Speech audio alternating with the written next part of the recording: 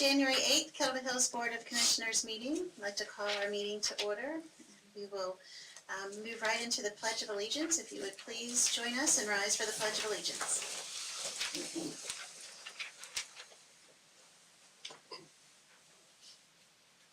I pledge allegiance to the flag of the United States of America and to the republic for which it stands, one nation, under God, indivisible, with liberty and justice for all. Thank you. And before we head into our moment of silence, I will say how nice it is to see Assistant Chief Harris in the back. He had some, I would consider emergency surgery, and anyway, we're really glad that you're back and back with us and looking well. So. Thank you very much. And Debbie is still not here. She is back to work on a kind of come and go basis. Victor is improving, but still requires assistance. So we'll get her back with us soon, but thank you for filling in. So, and with that, we'll move on to a moment of silence, please.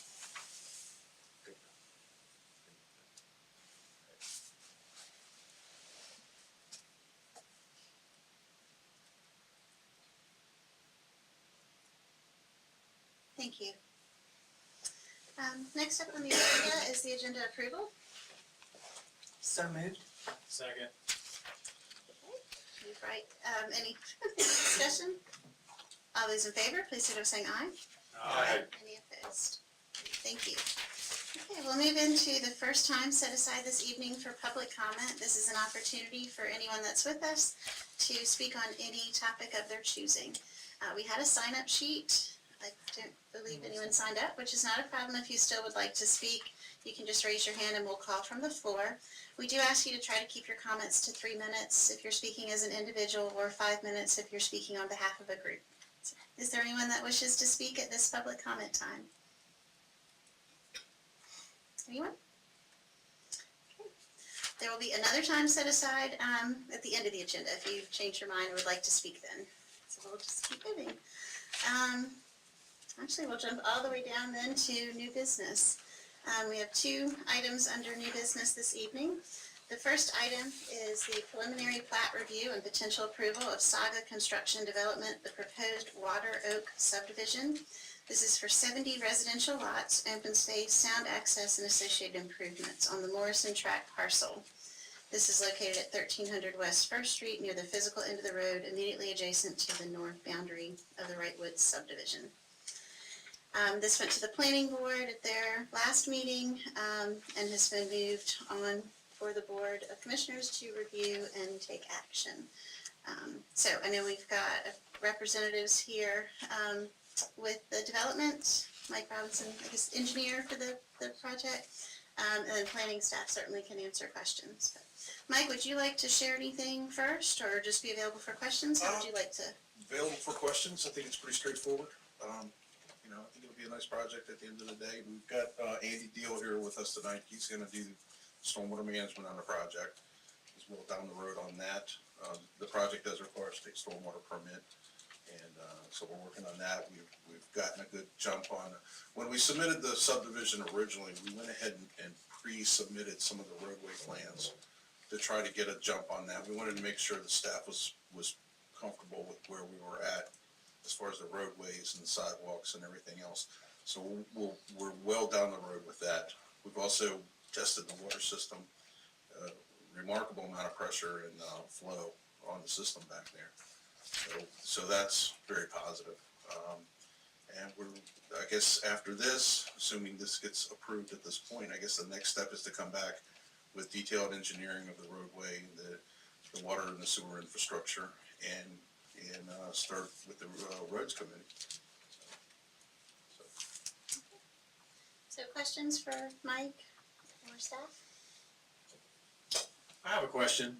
I came to the planning board meeting discussing this subdivision, and there was a pretty decent group of people here representing Harpoon Drive, and some concerns were expressed, and then people from Saga were here, and they listened, and the dialogue was created, and there seemed to be like an understanding they were going to talk about or have some sort of discussion about the Harpoon Drive entrance to this property. Has there been any movement with that at all, or is any follow-up, anything happen with that? I had left by the time that I was very ill that night. So as soon as we got done, as soon as we got the approval, I ran for the truck. But apparently there was some discussion later on, and Sumit Gupta, one of the principals of the development team, had come back in. And I know that he had invited, you know, some of the residents there to come in and talk, and nobody came in and talked to him about it. I mean, so there hasn't been any other discussions about it since then, so. And to follow up to John's point, so it's my understanding from hearing recounts of the meeting where the folks on Harpoon Court had asked about, do you have to have that access through there as well, or can you just have the access through West First? That's ultimately what they were looking at, and is there an answer to that? There's sort of an answer to that. And is Steve Albright here? The street ordinance does recommend that all streets connect to existing roadway systems. Harpoon Drive was platted to be a connecting road system, and therefore that's why it was done like that, because that's what our ordinance requires. I don't know that it specifically requires, but it says that new subdivisions shall connect to existing roadway systems. First Street's also an existing roadway system, but Harpoon Drive was platted as not a court, as a connecting roadway. And I'll say what I said at the planning board meeting. The person who planted that phase of the landing tried to buy the Morrison track way back in the 60s to connect at Harpoon and Captain Circle. Both of those are not courts. They are both dead-ended right-of-ways that dead end at the Morrison track. So it's not really a definitive answer, but the ordinance does recommend it. Okay. Steve? Yeah, no, I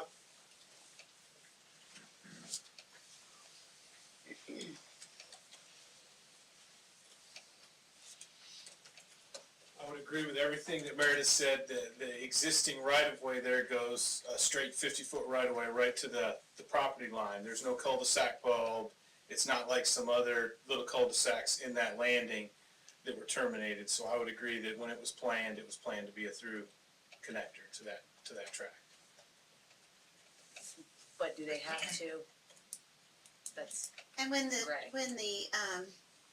Traffic or the street study and the plan is, that's gonna come before planning board and us next, does that include a full traffic study on the impact on, Landing Drive and all the way down for this, or is there additional study work that's done, or is it just for this development? Is anyone following my question? I may not be clear enough. Yeah, no, I'm not sure.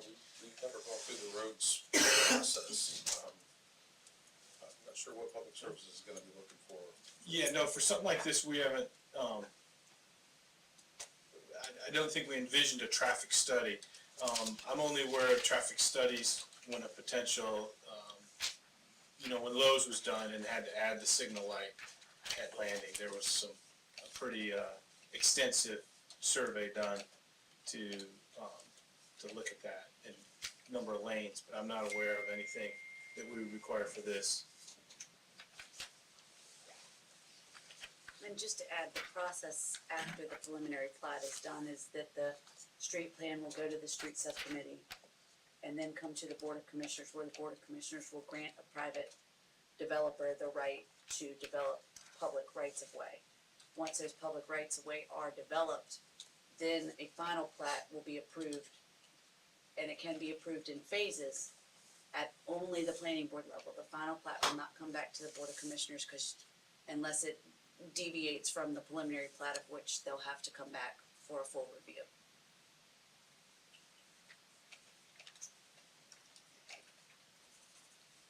Other questions from the board?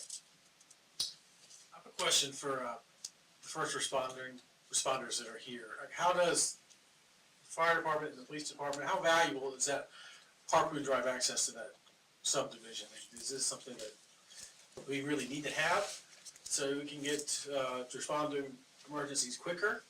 Or are the two entrances along First Street sufficient? Like how do you guys feel about it? Commissioner, we have looked at that, new subdivision that's going in, and, we look at it from different perspectives. Where we're gonna be responding from 9 times out of 10 is that station. I believe the quickest route there will be down, First Street and hit to the back of, at the end of West First to go into that new subdivision. I would prefer that route. I feel it's more open and a quicker route. Of course, we like to have as many accesses as possible, but we do have 2 off West First.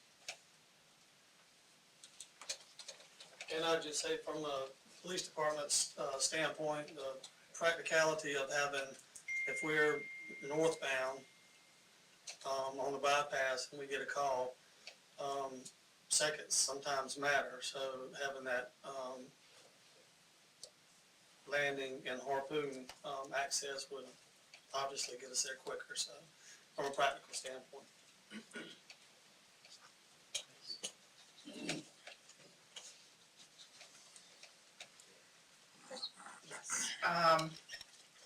I see that for wastewater disposal, you're hooking up to the wastewater treatment plant. Is that gonna be required for everybody or just an option? That will probably be required for everybody. I think that's gonna be the case. Okay. There's a lot of benefits to hooking to the wastewater treatment plant. One, we don't have to clear the entire lot like we would have to for the drain fields, on the 7,500 square foot lots particularly. There's just a lot of other benefits to going off-site with the wastewater. So, prevents water table rise in the area. There's a slew of benefits to that. And Eddie Goodrich is here, too, representing the utility, but we've recently gotten our permit amended to free up another 160,000 gallons of capacity, so we certainly have capacity. Okay, and that was gonna be my other question, because I know the last time we talked about that, there was a 500,000 gallon GPD capacity, and they were actually not in compliance. So I just wanted to make sure that this 60,000 gallon, you do have that. Yeah, to my knowledge, we never got out of compliance, but You are out of compliance and GDP right, we had just There were some basically, other we had compliance sold up issues. to within 5,000 or 6,000 gallons of capacity, either reserved or currently tributary connected. So that was, Yeah, there were some other issues. yeah, so we've gotten that, we applied for a permit amendment, that's been received. It took quite a while to get it, as is normal. And, Yeah. that capacity is ready to go, so. Okay.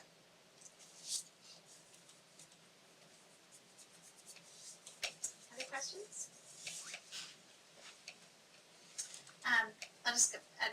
Andy, appreciate you being here, and it's not a question, it's more just a comment.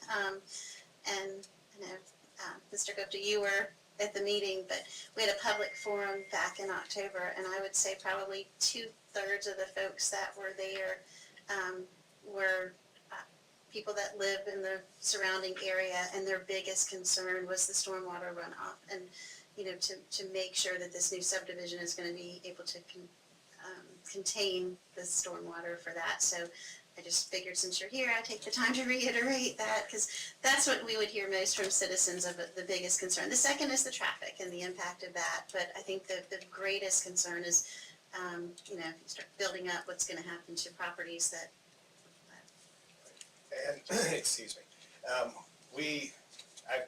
we're developing the design right now for the stormwater. And I've been working with Steve Albright, I've been working also with the state, doing a lot of upfront coordinating on how this design is going to work. But our state stormwater permit, we will have designed for you later. It will require that our runoff from all of our developed areas flow to our right of way. So that's the basic concern of, are you going to be dumping water onto our property? Our design and our permit aren't going to allow us to do that. And just to backtrack really quickly on the connection, one other thing that wasn't mentioned was that I hear a lot in Currituck County, where they have a lot of these one-way in, one-way out neighborhoods, is school buses. And for a school bus to do, to move from development to development, rather than have to go in one, traverse it, then go in the next one and traverse it. Thanks. Thank you. Any other comments, questions? Okay, then, action by the board or motion would be in order.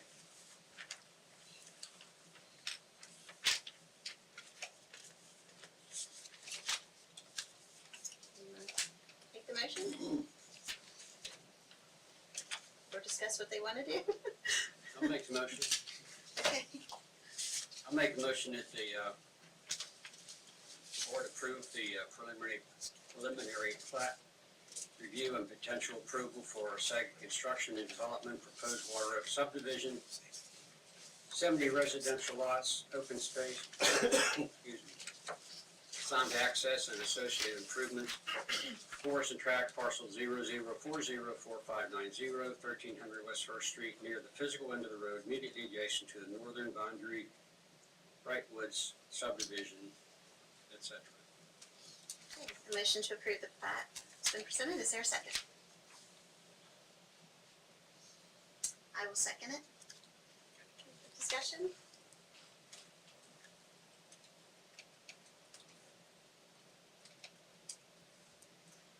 All those in favor, please signal by saying aye. Aye. Any opposed? Okay. Thank you. Thank you. Look forward to seeing the next set of plans. Thank you very much. Look forward to it. Thank you very much. Okay, we'll move on to the next item.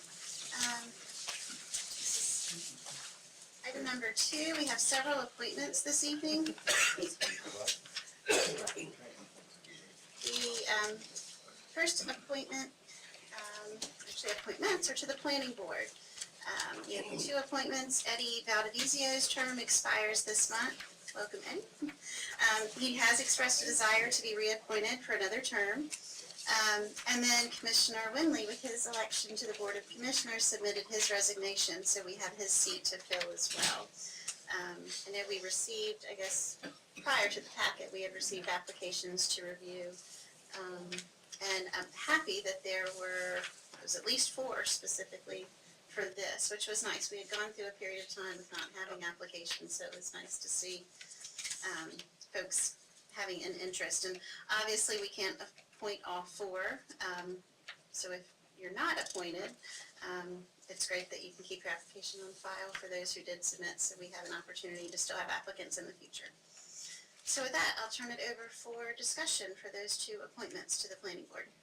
Mayor, I'd like to talk about Eddie Valdiviezo. I've known him for a long time. He does a fine job for the town.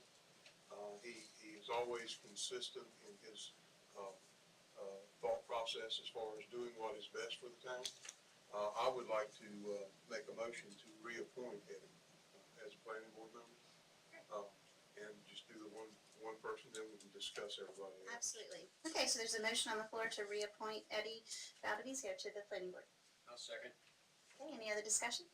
I would also just like to take a second to thank Eddie. I just finished up serving with about a year on the board with Eddie, and when Eddie speaks, we all listen and we all learn. He expertise and what he brings a lot of value and knowledge to the planning board, and thank you for that. I learned from you, and so I thank you for that. And ready to vote. Great. Any other comments? All those in favor, please signal by saying aye. Aye. Any opposed? Great. Congratulations and Thank thank you. you. Okay, so the other vacancy. I like looking at the resumes for the applications for the various individuals. I like Mary Simpson's application. She seems to have the right kind of qualifications for the position. And without objection, I'd make a motion to appoint Mary Simpson for the John's term. Second. Okay, there's a motion and a second to appoint Mary. Any discussion? All those in favor, please signal by saying aye. Aye. Any opposed? Great, great. I have a question, if I could, and this might be the perfect time. Do we have any alternates on our planning board? You don't on the planning board, and that's, Meredith, you can probably help me with the description, but it's not, slated is not the right term, but it's not designed to have an alternate. Is that correct? No, the only alternates are to the zoning board of adjustment. Casey can probably address that, but that's a quasi judicial board that has to have a majority to do any business, and some of the different votes that they take have to have a super majority, so you can't even be missing one. Gotcha. So they have two alternates so that they can always seat a board, because when there's a zoning board of adjustment, we can also get ourselves in a pickle if we can't hold a meeting because you don't have a quorum, because it is a quasi judicial, it's a legal matter, and it can be appeared as the town delaying a specific legal matter. So Casey? No, you kept Okay. perfect, absolutely perfect. Just from the advisory standpoint and the decision not Yeah, having and the necessarily planning- nothing riding on the decision itself, whereas as you pointed out with the board of judges, different scenario. So. Good question. Okay, we'll move then to the Community Appearance Commission. We actually have two appointments to make. We have one position vacant from Sandy Markland's resignation. And then also up for discussion, we can take these one at a time, but also for discussion, we have a vacancy. Typically we have, or since the inception, we've had a Board of Commissioners serve on the Community Appearance Committee. Commission. It's a nice way to make sure there's also the conduit and flow of information. It's just worked well, and I think Sue appreciates having that individual serve. Sue's our chair of the Community Appearance Commission. So we need to discuss that. But we had two applications submitted for the vacancy. I think both were qualified individuals. I like that we have more applications than we do have positions, so if it doesn't work this time, maybe it'll work next time. So, open the floor for discussion for that appointment. I'd like Dave Rollins for that position, if there's agreement. I agree. We have a motion and a second. I will make a motion to nominate Dave Rollins to the Community Appearance Commission. Is there a second? I'll second. Okay, any other discussion? All those in favor, please signal by saying aye. Aye. Any opposed? Okay, and as far as commissioners who are willing to serve on the committee. I spoke to John today, text, and I spoke to him when he got here, and Sue also communicated with John today about taking that position, representing the board, and he agreed to do that. You need a motion for that? Yes, let's see that. I'll make a motion that we have John be our VOC representative on the CAC. Is there a second? I'll second that. Any other discussion? All those in favor, signal by saying aye. Aye. Great, and thank you for serving. And of course, these meetings are open to the public, so if any of us commissioners also want to join in on a meeting, we can, but you'll be the official representative, so thank you. That's great. Yeah, they're kind of fun to go to, especially around trash attack time. You need all the help you can get then, right? And Sue and I will be meeting soon. I'm hoping we can squeeze it in. I know with your travel schedule and my travel schedule before your upcoming meeting.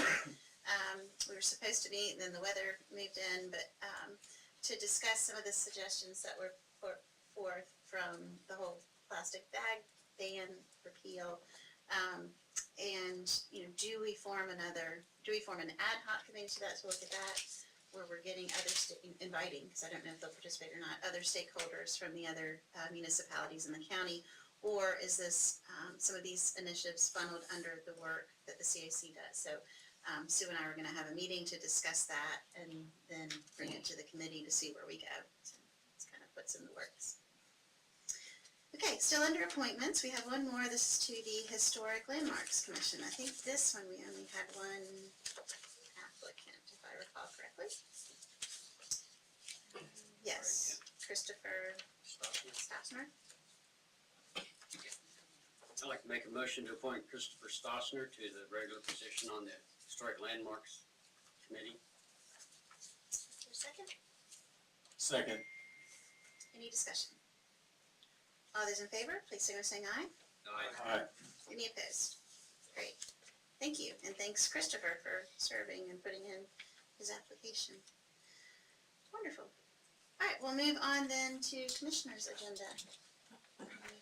So, Commissioner Gray, anything this evening? Thank you. Commissioner Nothing Windham? today. Commissioner Windham? Nothing today. I got a couple of things. I would ask the indulgence of the board if it would be possible to change our July meeting. It's scheduled for the 9th, on Monday. We made vacation plans for that time period. It's a family thing, other family members, that's the time they needed to go, so.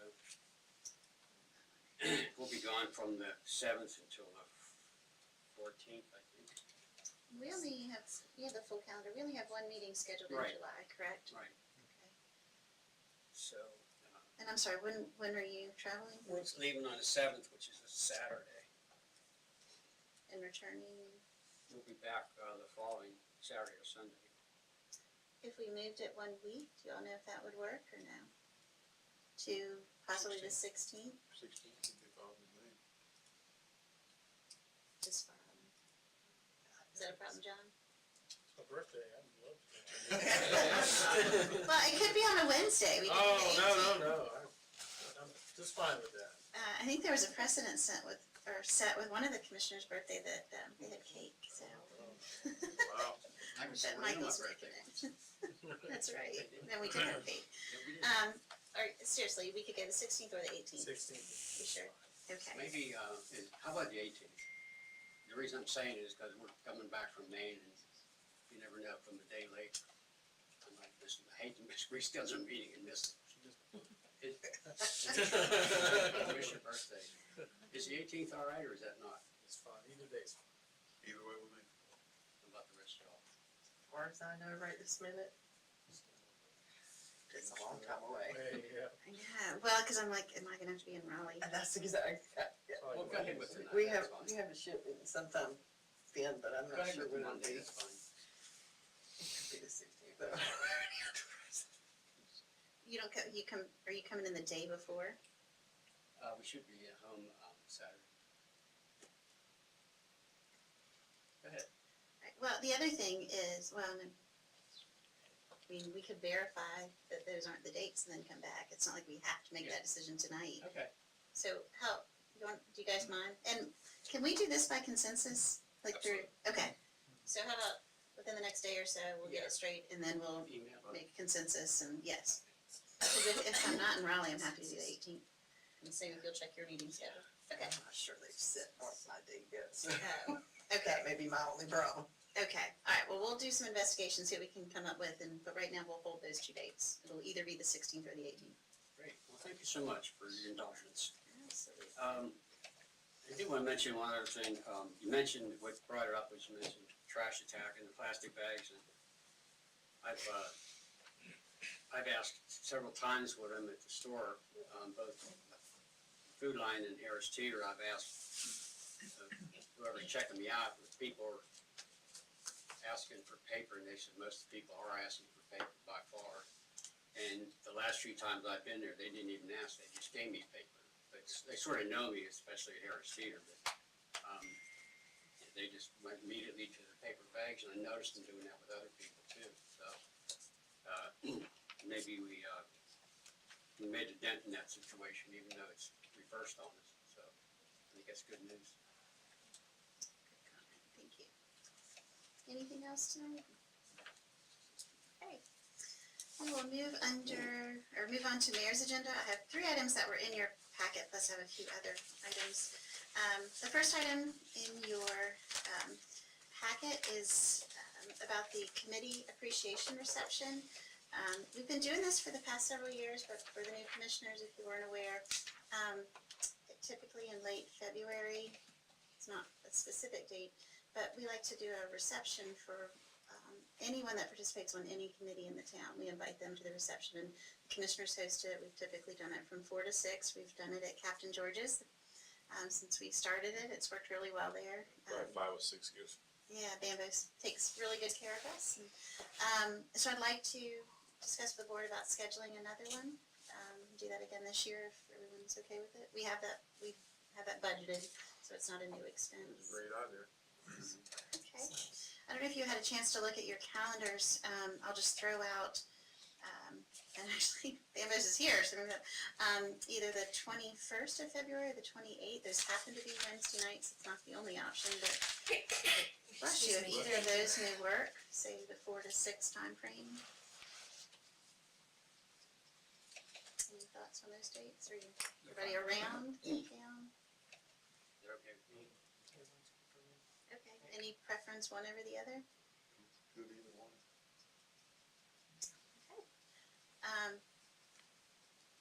Well, Meredith, did you have, oh, okay. How about, cause this we don't have to vote on per se, but how about we allow staff to look at either of those dates? They'll call and formally try to make the arrangements and see if either the 21st or the 28th would work, and then get back with us. So we'll hold those 2 evenings as well. Mhm. One comment. Yes.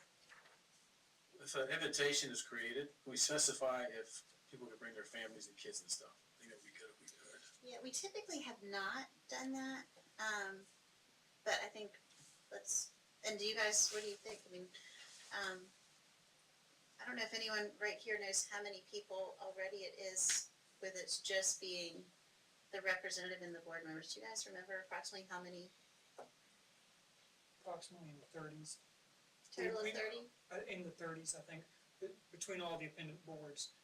We have historically kept it to just those who are serving the town in their capacity, just to, so it's also a get to know you kind of moment, where so those folks can get together. Usually that's what's historically been done. Okay. Recommend changing something or doing it differently, or?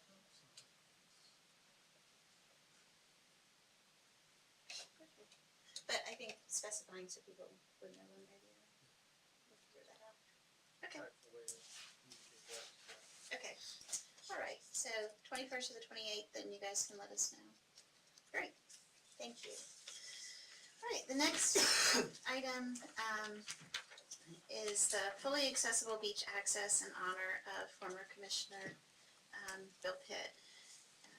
So for the newer board members, the memo tried to bring you up to speed a little bit. So we had some brief discussions back last year where we were starting to investigate beach accesses to look at, one, trying to choose a site that would work for making it fully accessible, but also to tie in memorializing and recognizing Bill Pitt.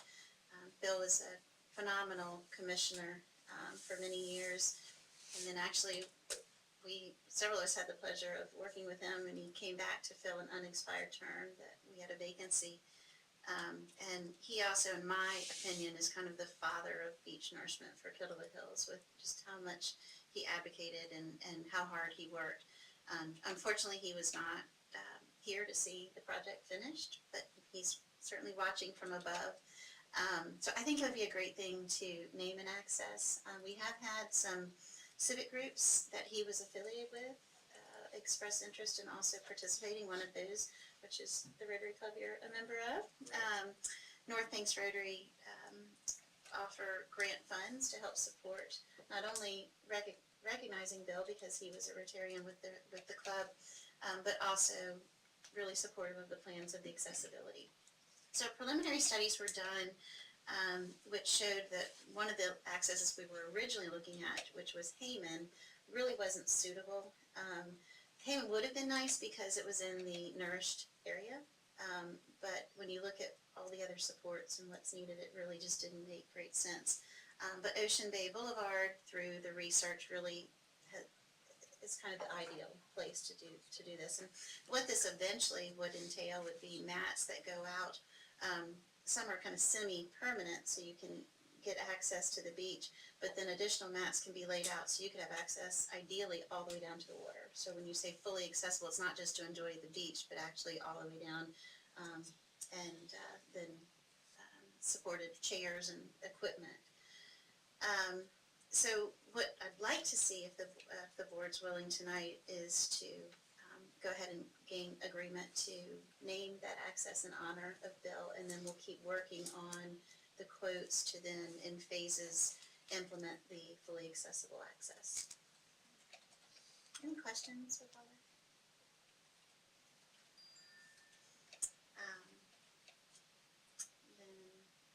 motion would be in order, if you all are supportive of naming the Ocean Bay Boulevard beach access in honor of Commissioner Bill Pitt. So moved. Is there a second? Second. Any other discussion? All those in favor, please signal by saying aye. Aye. Any opposed? Great, thank you. The third thing that's in your packet is the North Carolina Coastal Resources Advisory Council request for nominations for appointment. We've checked with the other municipalities on this. We still don't have any updates. Historically, for a few of these that are more of a regional type commission or council, there's, I'm trying to think the best way to, often the towns will communicate and get behind supporting one candidate from the region, and that makes that application stronger. Because in these, they typically don't have multiple representatives. So we have not heard from any of the other towns of a name, often by this stage we have. I know you had expressed maybe an interest. I don't know if that's still there, or a lot of the reasons we may not have heard is that they haven't had their meetings. So Kitty Hawk, I think, was supposed to meet this evening, but they canceled. So they've got other meetings that will come up this month, but we're early into January. Is this something also that can be done through consensus as the month moves on? So if we're not ready to take any action tonight, if you have names and want to discuss them, by all means, let's do that. But if we don't, then we can get information and then communicate and, okay. Is that the pleasure of the board at this point to see what develops from the other towns? I know what the others are doing. Okay. Okay.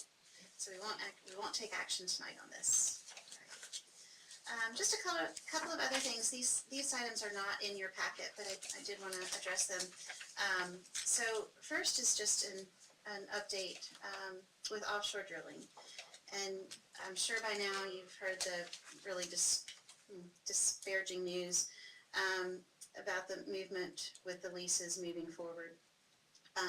January 8th today marks a whole new period of comment, which is going to be shorter. Basically, it's not good for us and for the East Coast. All federal waters off of North Carolina are on the table, including up to the 3-mile line. So the new proposal has no 50-mile buffer. The process seems to be more expedited. They're having fewer public hearing opportunities, and just seems to be less focus on getting coastal input. In fact, as of right now, Bowen's only scheduled one public hearing in each state that's impacted. And for us, for North Carolina, the hearing is in Raleigh. That's the only one that's scheduled now. There's going to be, you'll start hearing more and more of some advocacy efforts for us to reach out to Congressman Jones, who did help in prior fights against this, to hold a few more hearings. But as of this time, the only one in North Carolina is going to be February 26th from 3 to 7 in Raleigh. So we're trying to encourage folks to take advantage of the opportunity to express their opposition. We have historically for years now, Field of the Hills stood very strong in opposition of this. It's probably a good time, since we have new board members, just to make sure that we're all still very much supportive of that fight and opposition. So with that, I have marked my calendar to go on the 26th, and I told the Surfriders that I'd be happy to speak. So with your, obviously I'm seeing consent to speak on behalf of the town in opposition of this. Matt Walker is a really great resource for us as a town and for a community with resources, and so I'm sure we'll be hearing more soon from him, but unfortunately that wasn't good news to share. No. I certainly want to bring it to everyone's attention. So switching gears though, maybe on some, yeah. We move on. Yeah. Are there any social media campaign to share that news yet? I haven't seen it. I haven't looked for it. Has it out there yet? Have you seen it, Meredith? I know the Surfriders will, I just don't know if it's out there yet. Ivy posted something, Did she? Yes. Okay.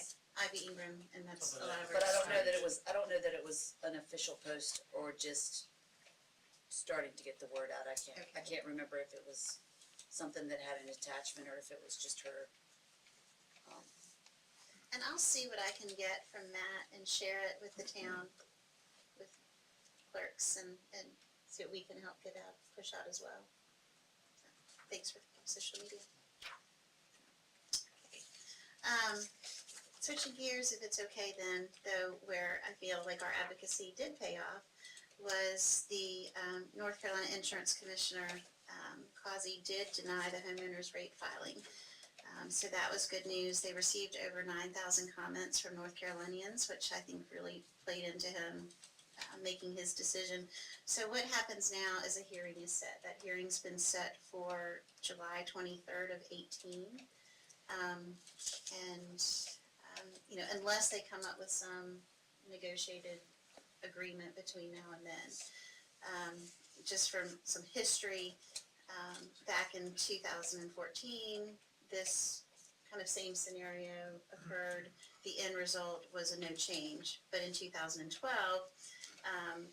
the insurance board tried to do a 17.7% increase. The same process occurred, and it was settled for a 7% increase that took effect the following year in 13. So just a little bit of history. So that's kind of where we are at this point. So more to come, but at least I think a nice small victory now until the hearing. And appreciative that Commissioner Causey listened to the 9,000 emails and public comment. So that's some good news. The other thing I wanted to take a few minutes is to update on Bay Drive, the multi-use path project. And I have received, and some of you may as commissioners as well, some comments or concerns from some of the neighbors when the project first started. Lots of great feedback, and I will say staff has done a great job. Steve, thank you, and your team, in communicating with the neighbors. I think Pete's done a phenomenal job with his communication. I think there's just been some time period where, one, progress slowed down or stopped with the holidays and whatnot.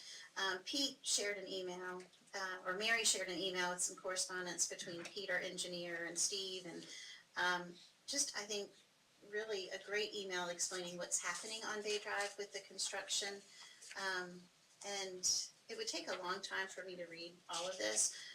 So I don't want to do that, but I'm wondering if there's a way we can package this beyond just the capital improvement project notes and get some of this information out on our Facebook page and our social media to share basically kind of the great summary that Pete did.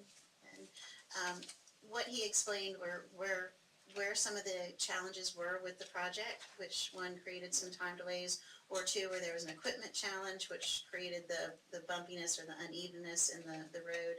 He also explains the process moving forward of what you can expect. So I think there's could be some modification or briefing of that. So, okay. But anyway, I expect for any of, gotta get this snow and ice cleared, but once that's settled, I think you'll see progress again comparable to what we had been seeing.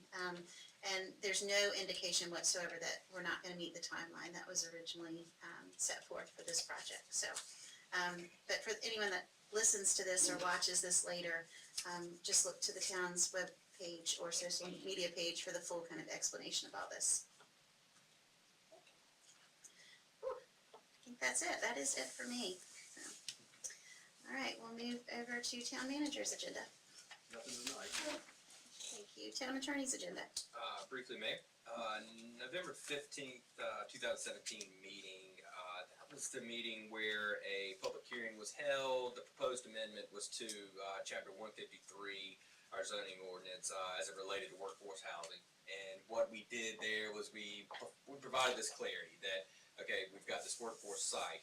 Can you develop the site without taking advantage of these density bonuses? Because that's essentially, of course, what our ordinance allows. In other words, in general, workforce housing units are given density bonuses, allowing contractors to develop a more dense area than would typically be allowed in such a zone, because such housing, such affordable housing is thought of course, as needed, and that's why it's within our ordinance. And but the question came forward, okay, and Mayor, it was you that posed this. I was looking back through the minutes. If we develop these particular workforce housing sites to capacity, with taking into consideration the density bonuses, okay, that are already granted for the existing workforce housing units, what happens when it's built to capacity? What reason that question came along, certain units within there behind the school where workforce is, certain units have come out. They have to follow a certain procedure, but they are allowed to sell, if they follow that procedure, at fair market value. Is kind of how the process works. Many, I think, we're down to maybe 3 or 4 that are still within the workforce housing realm. So again, if it were built to capacity, would those people be, for lack of a better phrase, stuck in a workforce housing scenario? And according to our current ordinance and looking at it and talking to the plan, the answer is yes. So there would have to be some form of amendment to a code. Something would have to change in order for those units, I suppose, to pull out and sell at market value once it's built to capacity, when taken into consideration. So the units that I think this, part of this board, at least 2, maybe 3, we were involved in making decisions to let them come out because they couldn't sell. They either couldn't sell because the buyer couldn't qualify, because it's really strict HUD regulations to qualify. I think that was mostly what it was, but anyway, they still had to make whatever concessions there were, but because they hadn't fully built out, we didn't have the density issue. So it's my understanding that what could be built now already has to account for that density. Correct. Okay, but if as of today, if they went and built the next phase and built it to capacity, Taking into consideration the density, the bonus, if you Right. will. So they're right, Not, If they- not considering the units being removed, in other words, and going back to our original density requirements. right, versus the other thing we just authorized where you don't have to take advantage of the density, but if they did take advantage of the density, then you're locking potentially these other folks in forever, unless we then either change what we said we're gonna do. That's the only unless. What I was curious about was, is there any way that, and I understand the answer is legally no, I might ask another question. No problem. That my question was, well, can we make it so they could build, what's left to be built could only be built based on everything coming out? So basically not taking advantage of the density bonus and also accounting for those other units coming out. And legally. Set conditions, essentially, on the site plan approval, and the And answer legally, is, unfortunately, our code allows, well, I say unfortunately, that sounds a bit biased. Our code allows for what it allows, and, if they wanted to come in and not take advantage, they still, it is what it is. They can build, without taking into consideration, those homes coming out and that added density, if you will. So yes, they could, and there's nothing we could do, or you guys could do as a board, to stop them and make them take into consideration the density as if the units were already taken out of workforce housing. so if back when this was originally created, this whole workforce housing, if they had built all 4 buildings to capacity, taken advantage of the density at that time, nobody would have been able to come out? If it was done the way, that's, and Meredith may have One? thoughts. Or you're just commenting? One would have. One would have been able to. 1 or 2. They did more, they built less than their density bonus allowed, in the original site plan. And the only reason the site plan would be coming back to the board is because they've modified the original site plan, to create less units as phase 2 of this project. Because of Otherwise, they would more- have just been able to, if all those units had stayed workforce Had they housing, stayed, right. you wouldn't be looking at it again. Right. And Right. they would essentially, those units would be, by ordinance, required to be maintained as workforce housing. The developer didn't pay water impact fees, building permit fees, or site plan review fees for those units. And then that burden falls on That is part of the process, that the owners the coming owner. out of that workforce housing scenario back Then in have the to market pay that money value back. plan, they do have to pay back. Right, and they've had to do that for the cases that we've Correct. changed, but we never had the issue with the density. This now, I foresee will be an issue for this board, or future boards, I don't know at what point, if more people wanna revert from workforce housing to market value. And it's built out that the board either has to change and allow it, or you just, I mean, or if you don't allow them, then, I mean, I can remember sitting at meetings where you had the buyer and the seller in the meeting here staring at us that they wanted to have this deal, they wanted to close this real estate transaction, and unless we let them out of it, which we did, and they paid the fees and, you know, but in the future, you've got the density, so we would then be violating, might be, it's not, violation not an illegal term. No, But we would be I- going against what the original intent of the Yes. whole, but it's a catch-22, because if it can't sell unless you pull it out, yeah. So all this too really complicates the whole workforce housing discussion. When you see the issues, we kind of, Kettle Hills took the lead in doing some projects like this, and now we're many years later, or how many, 10 years, whatever, later, maybe not that many, or maybe, so, anyway. And I do think, just for a little bit of peace of mind, maybe, you know, not having, Meredith, please help me out, what was the name of the organization that Chuck posed? Community Foundation. With that, you know, With a the lot Community of homes, Development Corporation. a lot of the stagnant environment in this workforce occurred. A lot of these people pulled out when that organization, if I'm remembering correct, my conversation with Debbie, when it was no longer in existence, when it kind of become a defunct Because people scenario. couldn't qualify, because they didn't have the means to find the organization to qualify for the HUD. There was That's really why a no lot of it mentors was to coming walk out. them through that project. So hopefully now that we've got Blessed Ministries on board, maybe having an entity there who can go and advocate for these workforce people, we can still see the intent come to fruition so far as future transactions on these workforce units. I mean, maybe. I hope so. I hope so. I know the most recent one we did, actually, it was a county employee, so I know it wasn't a matter, and she still had guidance from the CDC. Hers was a matter of she missed the qualification under HUD by $1,500. So the annual sent by that little, and you don't qualify, so you can't. So the only way for her to buy was if it was converted. So, but There's ordinance Double-edged changes sword. that can be made if the board is interested. and the ordinance changes that could be made, so then we're not stepping on our own creation, so to speak. We are, because we're backtracking. Would be then forgiving what? Forgiving density? You change the density in the light industrial 2 zone. You modify the way density is calculated to move more towards a floor area ratio density like the commercial and ocean impact residential.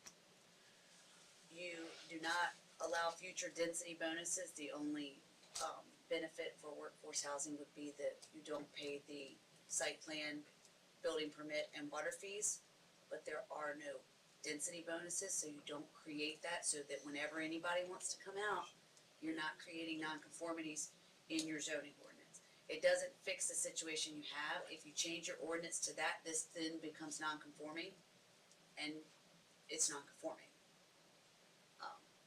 But you know, there are changes that can be made to your ordinance that may not specifically fix this site plan, may fix future site plans, so you still maintain your desire to create workforce housing in Kill Double Hills. There are solutions that would fix that situation, plus maybe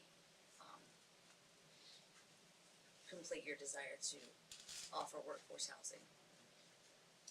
Meredith, is it a realistic request of the board to have you and your staff work on some recommendations or work on some ideas for amendment changes? For It would ordinance be changes? beneficial if maybe we could speak with a couple of commissioners about the direction of those changes, whether you want to create nonconformities or whether you would like to create something that changed how density is measured or increase the density in the light industrial 2 zoning district. It's 3 very, very different options. How about this as a next step? Could you, or if you, I won't necessarily say the next meeting, but a meeting within the next couple, maybe be able to come and explain those three very different scenarios and give us that understanding, and then we could maybe provide better direction? Is that, Yes, ma'am. you could do some education for us? Yes, ma'am. Okay, And Brian's been the primary point person on most of these projects. He's got a really good knowledge of it, and most of the ideas I just threw at you were through conversations with him, so, he's gonna be a great resource for you. He spent a lot of time with it. Okay? that would be great. All right, so then the next couple of meetings, we'll have an education session. Super, thank you very much. Okay, anything else, Casey? All right, thank you for your report and information. Okay, we'll move on to consent agenda. Yes, just a few items. The minutes of the December 11th meeting, resolution opposing the North Carolina Rate Bureau's proposed rate increase to the homeowners, renters, and condominiums insurance. Also, ordinance enacting adoption of the supplement 15 to the Killable Hills Town Code. And 3 budget amendments, one to record the government access channel grant funds, and one to record the cost of the turtle patrol by Ocean Rescue for the dredging, Great Lakes dredging project, and to record the funds from the DOT for the water main utility relocation project, and then the annual certification of firefighters. And staff recommends approval of the consent agenda. So moved. Second. Any discussion? All those in favor, someone saying aye? Aye. Any opposed? Great, thank you. All right, we will move ahead then to the second time this evening set aside for public comment. Is there anyone that wishes to speak this evening?